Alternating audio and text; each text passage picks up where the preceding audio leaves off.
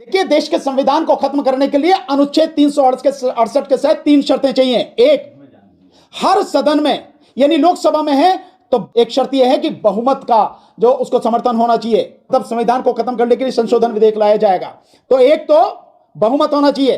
543 लोकसभा सदस्यों की संख्या है तो 272 चाहिए कम से कम। फिर जितने लोग मतदान में हिस्सा लें और जो उपस्थित हों उनका 2/3 मेजोरिटी समर्थन में होनी चाहिए। और तीसरा है कि देश के आधे राज्यों का समर्थन चाहिए। जब अनुच्छेद 54, 55, 63, 71 और 241, 279A इन सब में संशोधन करना पड़े तो आधे राज्यों का समर्थन चाहिए। और बीजेपी के पास अभी तक इस समय 13 राज्यों में उनकी सरकार है। अगर पश्चिम बंगाल में आ जाती है तो 14 राज्यों में हो जाएगी। और 14 राज्यों में होने का मतलब यह है कि आधे राज्यों में सरकार हो जाएगी। तो संविधान खत्म होने की स्थिति बहुत नजदीक है। इसलिए पश्चिम बंगाल को कब्जे में करने की सारी साजिश की जा रही है। सर, पश्चिम बंगाल में जिस तरह से 27 लाख वोट काटे गए हैं और चुनाव सर पर आने वाला है, कैसे देखते हैं इसे? नहीं, देश में पहली बार लोकतंत्र की और देश के संविधान की हत्या खुलेआम चुनाव आयोग द्वारा की जा रही है। ये जो 27 लाख वोट काटे गए हैं, ये किस में काटे गए हैं? एसआईआर के माध्यम से। और कब काटे गए हैं? 7 अप्रैल तक। 7 अप्रैल तक हुई है ना, 7 अप्रैल तक आनी थी वो लिस्ट वगैरह जो है। यानी कि चुनाव की घोषणा हो चुकी, चुनाव की प्रक्रिया शुरू हो चुकी, चुनाव चल रहा है और ऐसे में एसआईआर चल रहा है और उस एसआईआर में 27 लाख लोगों का नाम काट दिया गया। और इससे भी ज्यादा दुखद बात यह है कि उन लोगों को, उन 27 लाख लोगों को अपनी वोट के लिए अपील करने तक का भी समय नहीं दिया जा रहा। होना यह चाहिए कि अगर गलती है तो इलेक्शन कमीशन की है। इलेक्शन कमीशन को इतनी जल्दबाजी क्या थी एसआईआर कराने की, जो पूरी तरह से गैर संवैधानिक और गैर कानूनी है। और अगर आप करा रहे हैं तो उसका प्रोसेस पूरा कीजिए आप। और प्रोसेस पूरा होगा कि जिन लोगों के आपने नाम काट दिए गए आपके द्वारा, उन लोगों को अपील का मौका मिले और अपीलेट ट्रिब्यूनल ये पूरी तरह से डिसाइड करे कि इनकी नाम जो काटे गए हैं वो सही है गलत है। उसके बाद चुनाव होना चाहिए। लेकिन यहां ऐसा नहीं है। जो 19 ट्रिब्यूनल बनाए गए हैं, बताया यह जा रहा है उनको डिसाइड करने के लिए, अभी उनके लिए कुर्सी मेज कहां होंगी, कहां बैठेंगे, इसका भी कुछ अता पता नहीं है। और आपने 27 लाख वोटें काट देंगे। और सुप्रीम कोर्ट, मजेदार बात, जहां एक व्यक्ति का वोट भी बहुत कीमती है, क्योंकि चुनाव में एक वोट से भी हार जीत हुई है, होती है, आगे भी होंगी। तो जहां एक एक वोट कीमती है वहां 27 लाख वोटें काट दी गई। और सुप्रीम कोर्ट कह रहा कोई बात नहीं, हम ट्राइब्यूनल का समय उसका निर्धारित नहीं कर सकते, ये इस बार नहीं अगली बार वोट दे देंगे, कोई दिक्कत नहीं। 27 लाख वोट, सुप्रीम कोर्ट इतना संवेदनहीन हो जाएगा, इसकी कल्पना तो कभी किसी ने नहीं की थी। कि लोग कहां जाएंगे भाई? इस तरह से अन्याय और अत्याचार सरकार द्वारा किया जा रहा है। और सरकार का अब तो हर बात पूरी तरह से सिद्ध हो गई कि जब तृणमूल कांग्रेस को एड्रेस करते हुए इलेक्शन कमीशन कहता है कि चुनाव इस बार पश्चिम बंगाल में पूरी तरह से भयमुक्त होगा, भ्रष्टाचार मुक्त होगा, यह सारी बात कह रहा। अबे तृणमूल कांग्रेस को क्या कह रहा? 2 टूक भी बोला। हाँ, 2 टूक जो कह रहा, तो 2 टूक उसे क्यों कह रहा? 2 टूक ये कहता कि इस बार पश्चिम बंगाल में चुनाव हर तरह से स्वतंत्र, निष्पक्ष और पारदर्शी होंगे। तब तो समझ में आ रही, तृणमूल कांग्रेस को करके कह रहा। इसका मतलब साफ नजर आ रही है कि बीजेपी का पिट्ठू बनके, बीजेपी का गुलाम बनके, बीजेपी का कार्यकर्ता बनके इस देश का मुख्य चुनाव आयुक्त ज्ञानेश कुमार बीजेपी के लिए काम कर रहा है। इसलिए 27 लाख वोटें काटे गए। और 27 लाख वो नहीं है, 27 लाख के साथ साथ 63 लाख वोट पहले काटी जा चुकी हैं। कुल मिलाकर 90,83,000 से ज्यादा वोटें काटी गई, यानी लगभग 91 लाख वोटें काट दी गई हैं। ये 27 लाख लोग जो हैं, इसमें कौन से लोग हैं? क्योंकि ये बताया जा रहा है कि मुस्लिम बहुल जिलों से ज्यादातर वोट कटे हैं। बताया क्या जा रहा है, ये तो पूरी रिपोर्ट आ रही है भाई। जो मुस्लिम बहुल इलाके हैं उन्हीं इलाकों में वोटें काटी गई हैं, और वोटें जो काटी गई हैं मैक्सिमम परसेंटेज, मतलब कुछ इलाकों में 61% से लेके 95% तक मुस्लिम वोट हैं जो काटी जा रही हैं, जिनको इसमें रखा गया है। इससे ज्यादा क्या सिद्ध करना होगा? और जो हिंदू बहुल वोटें हैं, हिंदू बहुल इलाके हैं, वो मात्र 4.1 या 4.5%। तो कहां 95% मुस्लिम वोट हैं और कहां हिंदू वोट हैं 4.5%, 4.1 या 4.5%। तो इससे साफ है कि किस लिए काम कर रहा है इलेक्शन कमीशन, किसके लिए काम कर रहा है इलेक्शन कमीशन? बीजेपी को जिताने के लिए देश के संविधान और लोकतंत्र की हत्या करके चुनाव करा रहा है पश्चिम बंगाल में। इसीलिए ये 27 लाख वोटें काटी गई हैं। 2 फेज में इलेक्शन है, इसका भी कोई मतलब है? और जो आप मुद्दा उठाते थे ईवीएम का, क्या SIR ही एक मुद्दा है जिसकी तरफ मतलब पूरा रुख उस पर चुनाव आयोग? नहीं, मैं नहीं मानता कि केवल SIR मुद्दा है। SIR मुद्दा है, नो डाउट बड़ा मुद्दा है, इसमें कोई शक नहीं है, पर ईवीएम कैसे मुद्दा नहीं है? ईवीएम इसलिए मुद्दा कैसे नहीं है? आप देखिए, अभी जो रिपोर्ट आई है, और रिपोर्ट में जो हमारी वित्त मंत्री है निर्मला सीतारमण, उसके हस्बैंड है परकला प्रभाकर, उन्होंने और जो उनकी टीम के साथी हैं उन सब ने एक प्रेस कॉन्फ्रेंस करी। उसमें बताया कि आंध्र प्रदेश का चुनाव 2024 का विधानसभा चुनाव किस तरह से लूटा गया, किस तरह से लूटा गया। जो वोटिंग परसेंटेज था 5 बजे जिस दिन वोट पड़ रहे थे, वो उस दिन 5 बजे वोटिंग परसेंट था 68.04%। इलेक्शन कमीशन 8 बजे बताता है कि 68.12% हो गया, 0.8% बढ़ गया। 4 दिन बाद इलेक्शन कमीशन रात को 11:45 पे इलेक्शन कमीशन बताता है कि उसमें 8.5% की और बढ़ोतरी हो गई, और फिर 4 दिन बाद बताता है कि टोटल बढ़ोतरी 13.75% वोटों की हुई। तो ये कैसे बढ़ी? ये ईवीएम से नहीं बढ़ी क्या? ये कैसे बढ़ा ली गई वोटें?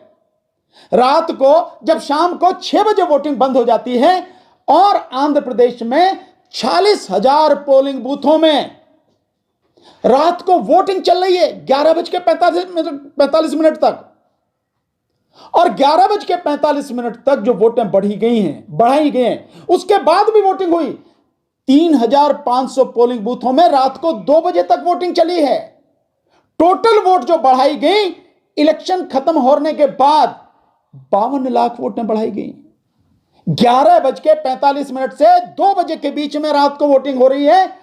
अकेले इसी पीरियड में 17,20,000 वोटें बढ़ा दी गई आंध्र प्रदेश में। कैसे बढ़ाई है? ये ईवीएम का कमाल नहीं है क्या? और जिस समय लोकसभा का चुनाव हुआ, लोकसभा के चुनाव में 542 सीटों पर वोट पड़ी। केवल 4 सीटें ऐसी थी जिन पर जितनी वोटें ईवीएम में पड़ी उतनी ही निकली। 362 सीटें ऐसी थी जिन पर ईवीएम में जितनी वोटें पड़ी उससे कम निकली, और 176 सीटें ऐसी थी जिनमें जितनी वोटें पड़ी उससे ज्यादा निकली। तो ये ईवीएम का कमाल नहीं है तो क्या है? ईवीएम है, ईवीएम जिंदा है, बेईमानी के लिए इस्तेमाल हो रही है, लेकिन अब उसके साथ साथ वो वोट चोरी भी हो रही है, जिसको सबूतों के साथ, जिसका जवाब इलेक्शन कमीशन आज भी दे नहीं पाया। राहुल गांधी ने सबूतों के साथ वोट चोरी दिखाई। 6 सेकंड और ये बिल्कुल आप सही कह रहे हैं कि वो जो वोट डली है वहां पे आंध्र प्रदेश में, उन 3,500 बूथों पे 6 सेकंड में एक वोट डली। 6 सेकंड में एक वोट डली है। कैसे संभव है? आदमी जब बूथ में जाता है वोट डालने के लिए तो जाता है, पर्ची देता है, और पर्ची को वो देखता है जो अंदर बैठा है उसका इलेक्शन कमीशन का आदमी, और देखने के बाद निशान लगाता है, फिर उसके साइन कराता है, फिर उसको वहां भेजता है मशीन के पास। वो मशीन वाला उसे देख के बटन दबाता है और फिर वो उसमें देख के कहां किसने वोट देनी है बटन दबाता है। 7 सेकंड के लिए पर्ची आती है और फिर उसके बाद में पर्ची कट के गिर जाती है, तब वो बाहर निकल के आता है। 6 सेकंड में कैसे हो जाएगा? लेकिन हुआ। तो ये सब ईवीएम का कमाल है। ईवीएम, वोट चोरी और एसआईआर सब मिलकर, मैंने आपको बताया कि इस देश के संविधान को खत्म करने के लिए इलेक्शन कमीशन को आगे किया गया है और इलेक्शन कमीशन वोट चोरी करके, वोटों को काट के इस देश के संविधान को खत्म करने के लिए सरकार के लिए काम कर रहा है। मुख्य चुनाव आयुक्त का एक स्टेटमेंट सोशल मीडिया पे बहुत तेजी से चल रहा है। उनका स्टेटमेंट है कि इस बार बंगाल चुनाव में भाजपा कहीं ना कहीं पूर्ण बहुमत की सरकार बनाती हुई नजर आ रही है। क्या ये बात सही है? अगर ये सब कुछ सही है, इलेक्शन कमीशन अगर ये बात कह रहा है, वैसे तो इलेक्शन कमीशन को ये बात कहनी नहीं चाहिए। इलेक्शन कमीशन को क्या लेना देना है? इलेक्शन कमीशन का तो इतना काम है कि चुनाव पूरी तरह से स्वतंत्र, निष्पक्ष और पारदर्शी हो, उसका यही काम है। इसी का बंदोबस्त करना है। कौन हारेगा कौन जीतेगा उसे कैसे पता?